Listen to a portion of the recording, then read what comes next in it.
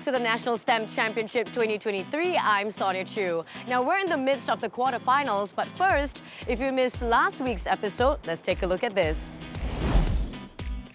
In the first quarterfinals, 3 challenges were undertaken by these 12 teams.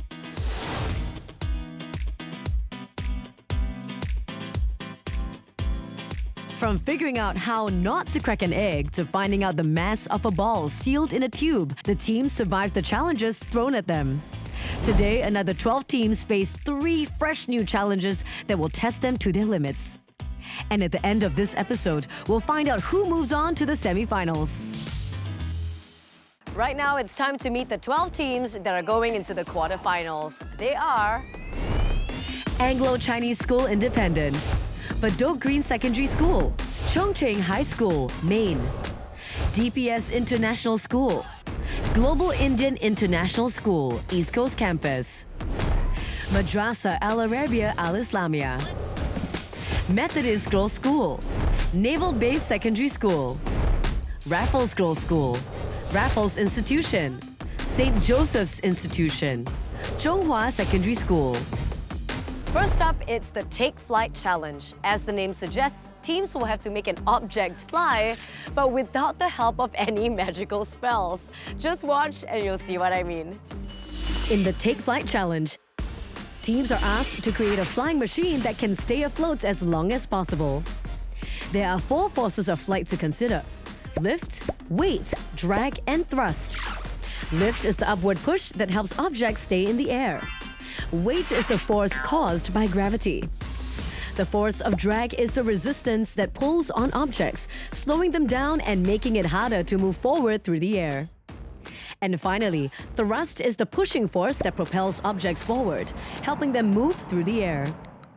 Teams will have to consider these forces and use the materials given to create their flying machine. May the one that stays afloat the longest win.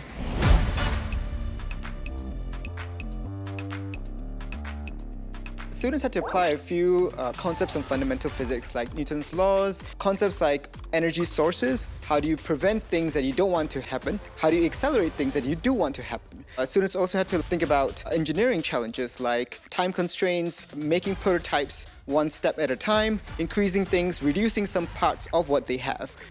Surprisingly, it wasn't the scientific theories that proved the most difficult. I think one thing that was challenging was the short duration we were given to do it. So we did have a lot of ideas we wanted to try out, but in the end we settled on an idea that we kind of came up towards the end. The design we actually settled on was a cloverleaf shape made using just the balloons. When we went in, our group was a bit confused on what we should use and what we should not use. And the time limit was also very stressful on us. In the end, we were a bit unsure, but we still went ahead with it. We found it quite challenging because we spent the 15 minutes thinking of what we were going to do before actually doing it. We tried to look at a lot of concepts that we were taught in physics lessons and from what we revised, like air resistance and force and all of that. If we can make the wings flat. Faster, we don't have time. It's true, the teams only had 15 minutes to think about their designs before making the actual prototype. Cost of it, that means it's normally longer, right? Then they had their 3 minutes of glory in front of the judges. I really hope that next time I can stay in the air that long so that I won't crash land on you!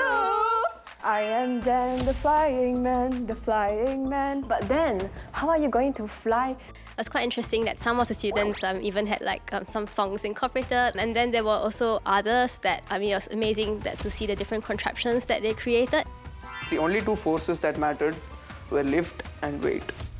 We decided to use only balloons because what we deduced was that including other materials was actually way down. The idea was to make the flying machine float for as long as possible. We used 3 balloons and tied them together, and then that was our structure.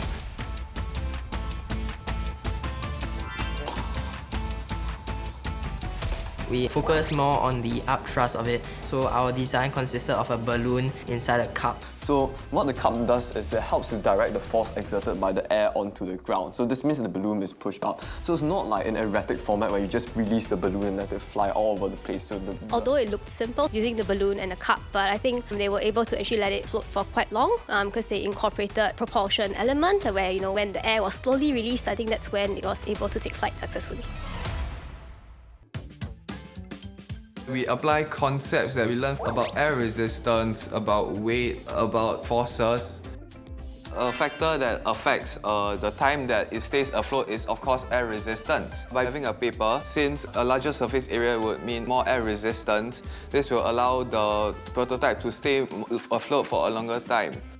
So, do you know how clovers, four-leaf clovers, are symbols of good luck? That means I, Dan the Flying Man, will have a safe and stable flight.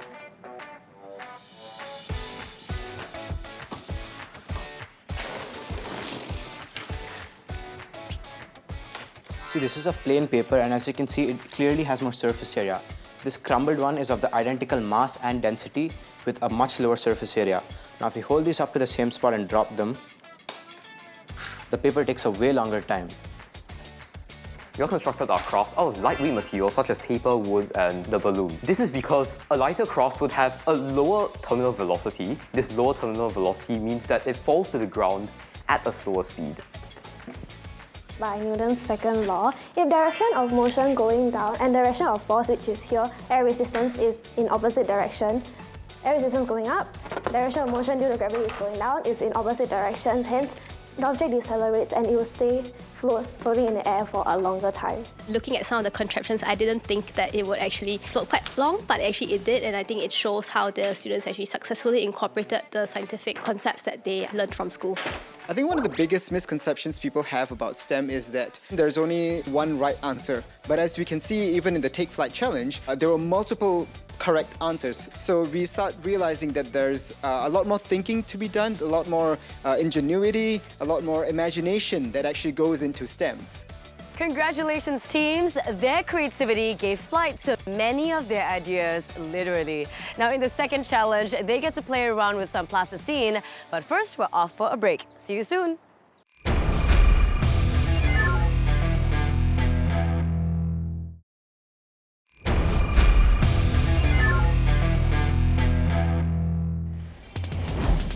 Welcome back to the National STEM Championship 2023. Now, the second challenge our teams face will involve both chemistry and plasticine. What has one got to do with the other? Let's find out. In the ISO Structure Challenge, teams have to create the structures of a list of isomers and explain their types. To do this, they are given a bunch of toothpicks and some plasticine. But first, what's an isomer? Isomers are compounds that have the same atoms, which are arranged in different ways. This gives each isomer unique characteristics. For example, ethanol has two isomers, ethyl alcohol and methyl ether. Each is used in a different product. In the limited time they have, teams will have to create the structure of these isomers. Is how much? 4 hydrogen, 4 hydrogen. With just plasticine and toothpicks, teams had to form chemical structures of 8 isomers based on the names of 8 chemical compounds given to them. I hope they will understand that although the chemical formulation is the same, it can come in many different forms of structure, and each different form of structure has its own unique physical as well as chemical properties and its application. Although it looked like the teams were playing masak-masak, this challenge proved quite daunting. We had to assign different balls of clay to different elements, and this took a lot of critical thinking, and we also had to do this under a lot of pressure and stress, and we weren't really sure with the concepts as we didn't learn most of it in school, so we had to really think out of the box. Honestly, isostructure was just scary. Like, we had to write it down, we're making balls, and we're building and building and building continuously, and before we knew it, there was 5 minutes left. It was a nerve-wracking experience. There are so many equations that we are very unfamiliar about, so we have nearly no idea of what we're gonna do about it. We knew the concepts, but we didn't really know how to apply them. We knew what was an isomer and alkene, but we didn't know how to show that in our structure. And there were some things that we really did not know, so we had to try our best to guess. We had to display our chemistry knowledge in a novel situation using plasticine models, and I believe this has allowed us to practice our science communication skills in order to convey our subject knowledge in an understandable manner. We were given a time limit, so we really had to think on the spot, and it just trains our critical thinking skills, which we really do not have much opportunities in school to develop sometimes, as it's mostly just classroom learning.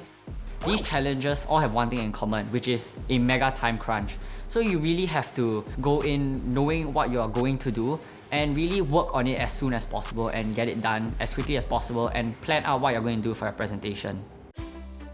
After only 15 minutes, it was time to present. Judges were on the lookout for accuracy of the isomer structures, explanations, and teamwork. Why are there so many chemical formulas? My brain is going crazy. What even is an isomer? Basically, an isomer is a compound with the same molecular formula but with a different structure. Some examples of isomers are glucose and fructose. Now let me use two examples to illustrate this. This is 2-methyl-butane, and 2-methyl-butane has the same number of atoms, same number of carbon atoms and hydrogen atoms as this molecule, which is 2,2-dimethyl-propane. So structural isomerism also applies to these two molecules over here. I believe that the presentation for our isostructures will go relatively smoothly, as we have most of the knowledge required in order to build these structures. However, it is not without challenges, as some of the structures we did struggle to recall how their structures were like. The structure we were most familiar with was this one, which is ethanol, because this was based on intuition. So we thought that ethanoic acid would be similar to ethanol, and the formula for ethanoic acid is CH3COOH. So for example, when we see oxy, we infer that this chemical compound actually contains oxygen. So the toothpick here represents a covalent bond, so it bonds all of this together. And the reason why it is the shape it is, well, we can explain using VSPR theory. So essentially what that means is that it calculates the number of electron domains and the number of free electron pairs of each atom. So this is why this is the shape it is right now. And ethanol has an OH or hydroxyl at the end. So that would be... Since we've already done it in school, it was quite easy for us, since we've recently done it as well. So that's why we found it the easiest. So a double bond in carbon is not rotatable. So a cis one is when both the hydrogens are on the top or the bottom. In a trans, they're on opposite sides. Okay, for your cis and trans structure, okay, you see there's a double bond and then it's fixed. So my question is, which is the more preferred structure? I think it's trans since they're on opposite sides. It's more fitting to the space. The school that stood out would be DPS International School. They were able to answer my question about cis and trans, and they answered it accurately as well. The presentation was not bad. Honestly, I think we did good. Like, the judges asked us questions, we answered well, we presented well. I think we did well in the presentation. So I think today all the teams performed very well. They all really tried their best given the knowledge they have learned in schools. But I think the team that really stood out for me was Raffles Institution, because they showed very strong knowledge and grasp of chemical concepts, and they were able to answer our questions very confidently and in an accurate manner as well. At this point, our teams seem to have faced and survived their toughest challenge yet. Will they overcome the third and final challenge of the day to be one step closer to the semi-finals? We'll find out after the break.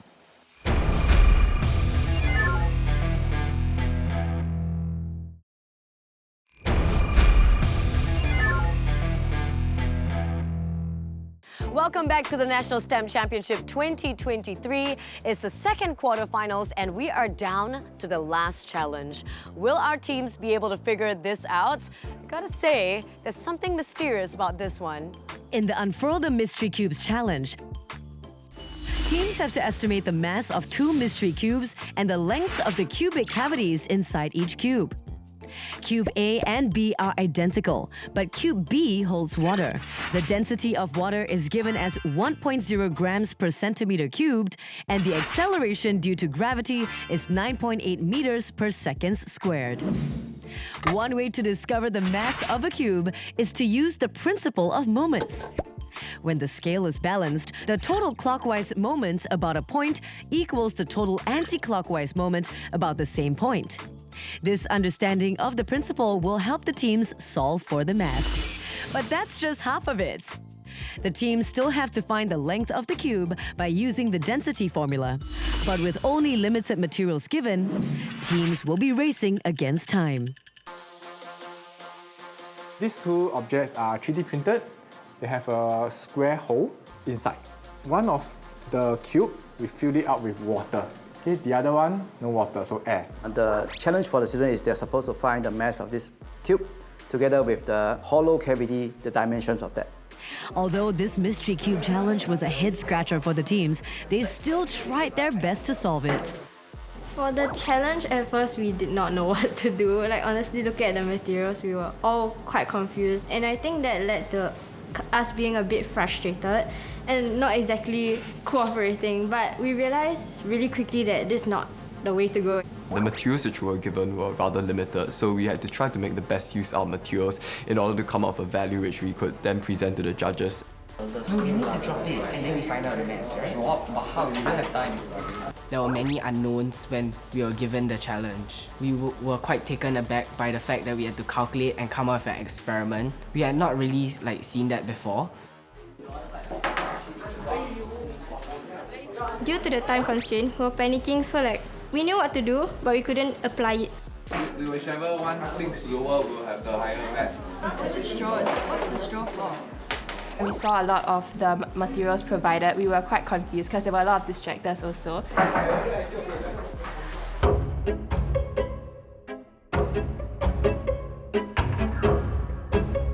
What we tried to do was we tried to utilize the concept of moments. So in our experiments, so-called, we tried to make a setup that will be able to deduce the ratios.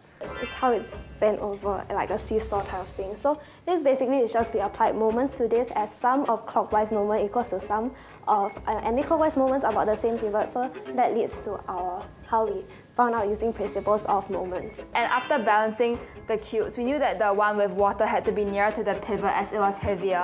This setup is a pivot, so when we know the pivot is balanced, we know that the length of this arm and the length of the other arm is the ratio of the two mass. So in terms of the mass, what they typically use is they try to use the concept of principle of moment, and that gives you the mass ratio, but still will not be independently determining the mass. If this is 5 degrees and this is 8 degrees, it would mean that 3 degrees of the deviation is caused by the water inside. Right, and we know the acceleration, and we know G is 9.81, so we can sort of get M. And overall, I think our presentation went quite well because the scientific concepts that we presented were rather sound and we were able to prove it with equations. So even though we weren't actually able to give a value to them, I think we managed to present it using algebraic terms, which was just as good in our opinion. So basically, we tried to be innovative. So we use a straw and we poke the metal rod to it to make a beam balance. Yeah. Although we weren't sure what to do at first, we managed to come up with a creative solution by actually making a pivot with the straw and trying to measure the mass from there. So I think even though we were faced with a lot of challenges, it went pretty well. Very often when students start with the problem, they start thinking, oh, I need to get the mass, so I need to find all the formulae that is related to mass. And then they start from there and then try to do experiments on that. So, and perhaps because of this, they miss out certain interesting ways, like literally thinking out of the box. We couldn't really directly measure the length of the cube inside. So Yeah, I'm trying to show you.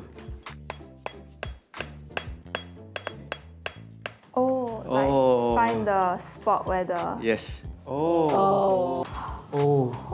One of the solutions that you'll be able to use a tapping sound, okay, from the region that is hollow versus from the region that is solid, okay, you'll be able to hear a sound different. We didn't try this method because it wasn't quantitative, right? We felt that it was a bit too unreliable for us to accurately deduce the length of the box.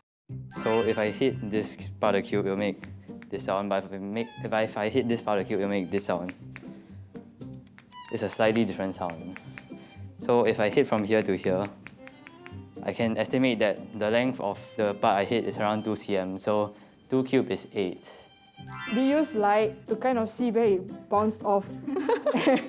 And then we tried to agak where the line would be. Because in the box, technically, if you look around, there's this part and this part which is darker than this part. Because the cube is 3D printed, there's like the fibers of it you can see. So there's this part where it's like darker and lighter. So we found that the darker parts, like the darker parts were the top and then there was a lighter part here. So we measured the lighter part and we found like the cavity, the length of the cavity inside. So we figured it out. Right, from here, what is the mass of the water inside? Oh, can what? Can oh. Yeah. Oh, so we're supposed to just use that? Try. We know the density is 1. Density is 1. Mass over volume. So mass, volume equals to 1 cube. So it's just 1. So the L2 is 3, yeah. 3 is 3. cube. Yeah, 3 cube, 9. 9. The judges there actually helped us kind of sort our thoughts, and in the end we found the final mass of the cube in front of them. They were really helpful in that sense. Cube, 27. The students came up with an idea which I did not think of, and then I'm actually quite impressed with the way they think on the spot and then they manage to figure out the answers while they are presenting to us. What we learned is that simple science concepts can actually carry us really far if we know how to apply them well. And now the moment we've all been waiting for. 24 teams entered the quarterfinals, but only the top 16 will make it through to the semi-finals. Without further ado, they are Catholic High School, Chongqing High School, Maine, DPS International School, Global Indian International School, East Coast Campus, Methodist Girls' School, NUS High School of Math and Science, Raffles Institution, River Valley High School, St. Joseph's Institution, School of Science and Technology Singapore, Temasek Junior College, and Victoria School.